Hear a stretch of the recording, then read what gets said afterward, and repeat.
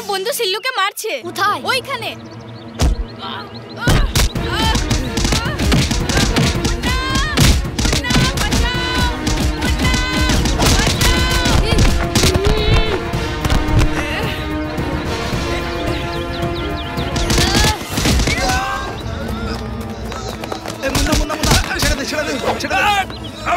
তুই তাহলে মুন্না তুই জানিস না ভাই থানার লোকের উপর হাত উঠিয়েছিস তুই আমাকে চিনিস না খালি একবার জেল থেকে বেরোতে দে তারপরে তোর সঙ্গে কথাবার্তা হবে তারপরে তোর সঙ্গে হিসাব হবে বুঝলি মুন্না কখনো কারোর হিসাব বাকি রাখে না সব মিটিয়ে দেয় আজ তোদের ভাগ্য ভালো যে তোরা আজ বেঁচে গেলি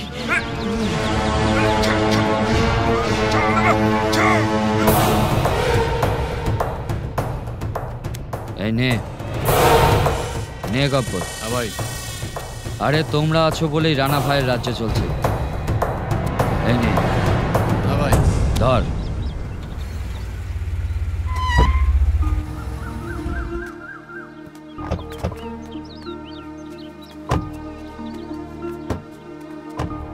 ভাই নমস্কার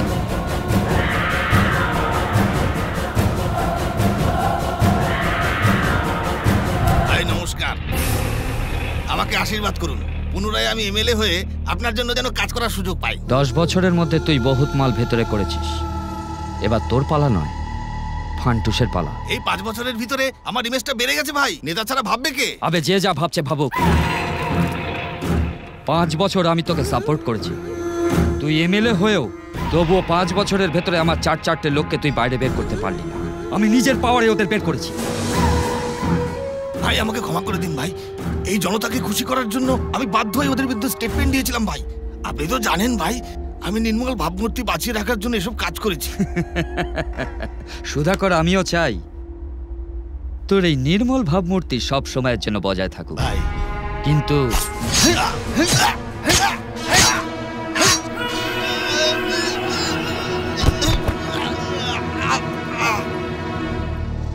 এই আব্দুল। হ্যাঁ ভাই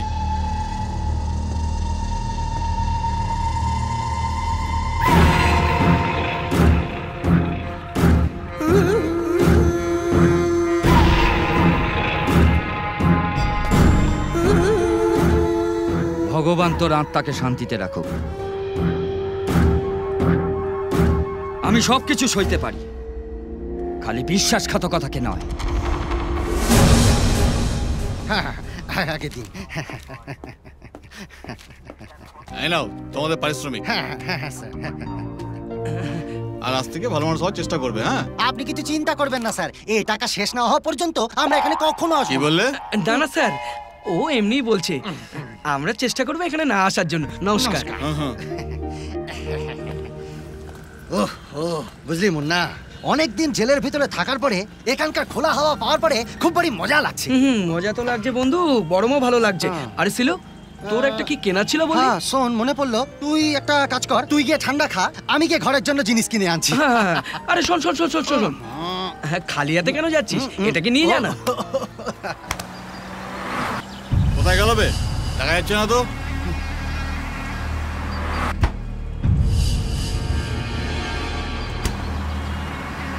ওই দোকানে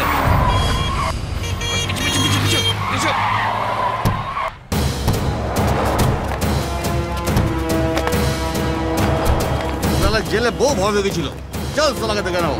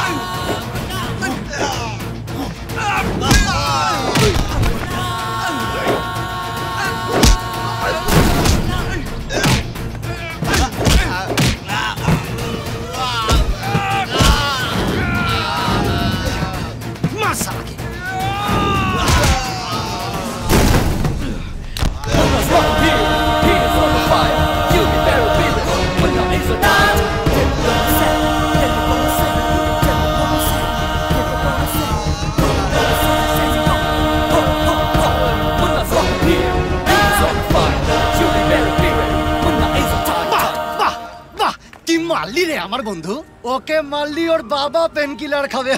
বাহ, জেলের রাগটা পুরো শোধ করে হ্যাঁ বন্ধু, দিলি। ঠিক কথা বলেছিস। মুন্না কখনো কারোর হিসাব বাকি রাখে না, সব শোধ করে দেয়। ও সব কথা ছাড়, এবার তুই কোথায় যাবি রে? মানে যাবো যে, কোথায় আর যাব? ছোটবেলা থেকে তো বাবা মানি, ওই উপরওয়ালার আশীর্বাদে জেলে গেলাম, ফের উপরওয়ালার আশীর্বাদে আমি আবার জেল থেকে বাইরে এলাম। ওই উপরওয়ালাই ভরসা। আচ্ছা এ বন্ধু, তুই কোথায় যাবি বললি? তোর তো সবাই আছে বললি। আমি আমার ঘরে যাব। এই রে মা, কি হলো মাম্মা? বাবা দাদা খেয়ে যাবে, দেরি হয়ে যাচ্ছে, তাই যা রান্নাঘর থেকে জলখাবার নিয়ে এসে টেবিলের উপর সাজিয়ে দে। যে খাবে সে সাজাবে। আমার অফিসে দেরি হয়ে যাচ্ছে, আমি যাচ্ছি। ও ভারী কাজ করনে वाला লোক এসেছে, নিজের কাজ ঠিক করে করতে পারে না, এই আবার অফিসের কাজ কি করে করে? মা এ পারবি না। কি বললি তুই? পারবি না বলছি। দাঁড়া, এরকম কেন করছিস? দাঁড়া। কি হলো? কেন সকালে এরকম শুরু করেছো সবাই? দেখো দেখো, ছেলে মেয়ে দুটো কেমন ঝগড়া লেগেছে দেখো। কে করছে ঝগড়া? আমি না। বাবা দেখেছো তো, আমার অফিসে দেরি হয়ে গেছে, তার উপর সব কাজ আমার উপর চাপিয়ে দেওয়া হয়েছে। ও মা, দেখো আমার একমাত্র মেয়ের উপরে কে কাজ চাপিয়ে দিয়েছে বলতো দেখি আমাকে। হ্যাঁ শোন মা, তুই একদম কাজ করবি না, একদম কাজ করবি না, আমি তোকে বলছি বাস। নবাব, আরে মা আমার চশমা আর খবরের কাগজটা সকালে এসেছে, নিয়ে আয় না মা। বাবা তুমিও এসে কাজ করবার জন্য বলছো? ওইটা বুঝলি রঞ্জিত, সকাল থেকে এক কাপ চা খাইনি। হ্যাঁ রে রিমা, যা যা যা যা, আমার জন্য এক কাপ চা করে নিয়ে আয়।